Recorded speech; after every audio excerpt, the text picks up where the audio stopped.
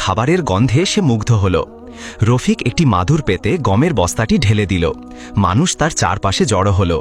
গ্রামের সবচেয়ে কুখ্যাত ব্যবসায়ী শফিক তার কালো পোশাক পরে তার দিকে এগিয়ে এলো।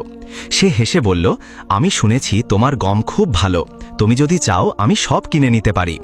রফিক বলল, বাজারে যে দাম সেই দামেই বিক্রি হবে। শফিক ঝুঁকে গমের দানাগুলোর মধ্যে দিয়ে তার হাত চালাল এবং বলল, আজ বাজার মন্দা। একজন ক্রেতা তাকে থামিয়ে বলল, ভালো গমের কোনো মন্দা হয় না।